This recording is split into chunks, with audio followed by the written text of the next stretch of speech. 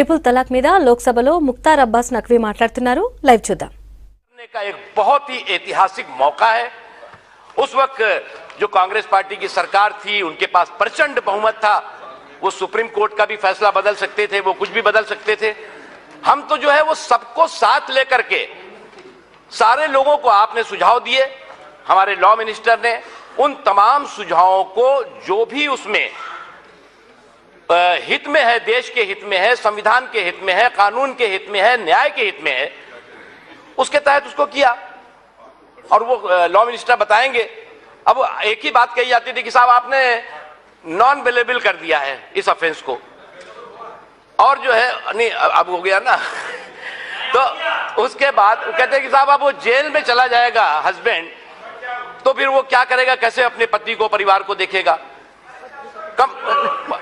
पत्नी को कंपाउंडिंग नहीं हो सकती, वो भी प्रावधान किए हैं जिसे कि लॉ मिनिस्टर साहब बताएंगे। मैं सिर्फ अपनी बात, क्योंकि अभी हमारी मीनाक्षी लेखी जी ने बहुत विस्तार से कुरान और हदीस के बारे में भी बताया और तमाम ऐसे पहलुओं के बारे में बताया जो कि सही मायनों में इस जमीन की हकीकत और सच्चाई है। हमें जो है वो इस सुधार का, ये जो एक रिफॉर्म का की एक लड़ाई है, इस लड़ाई में हमें मजहब, क्षेत्र, राजनीति की सीमाओं से ऊपर उठना होगा और हमें यह सोचना नहीं होगा कि साहब इसको कर देंगे तो इसमें कौन सा नाराज हो जाएगा, कौन सा खुश हो जाएगा। ये नाराजगी और खुशी का सवाल नहीं है। क्या हम सब नहीं चाहते कि हमें मुस्लिम महिलाओं को उनका संवैधानिक हक और सुरक्षा और न्याय मिलना चाहिए?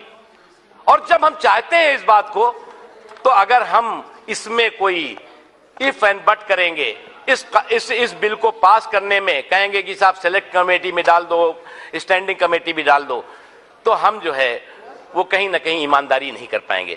इसलिए मेरा अनुरोध है सभी माननीय सदस्यों से कि इस ऐतिहासिक बिल को, इस महत्वपूर्ण बिल को आप पास करिए। ये आप देश के हित में होगा, मुस्लिम महिलाओं के हित में होगा और उनको जो देश संवैधानिक अधिकार देता है, उन संवैधानिक अधिकारों की सुरक्षा देने वाला होगा। बहुत बहुत धन्यवाद। Shri Ravindra Kumar Jain.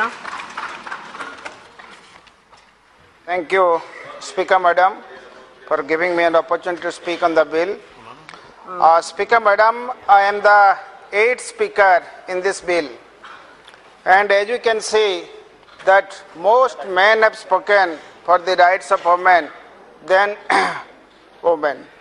I would urge upon the Honorable Minister, I would like to remind you of a commitment which your government has made to the joint session of Parliament through a presidential address and to the nation, that you will bring in 33% reservation for the women.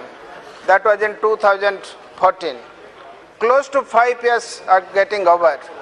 If you would have fulfilled your commitment to bring in 33% reservation for the women, possibly going forward, more women would have been speaking for their rights than men. I would urge upon the Honorable Deputy Speaker, sir, the Honorable Chief Minister of Odisha, Sri Naveen Patnaik, has passed an unanimous resolution in Odisha Assembly for 33% reservation in Assembly and Parliament. I would urge upon you, sir, to take the lead and let this House pass an unanimous resolution to have 33% reservation for women, so that more women can speak for the rights of women than men speaking for them. Having said that, this triple talaq bill is being brought in the House, brought in the Parliament, pursuant to a Supreme Court judgment, wherein the Supreme Court has requested Parliament to frame a law.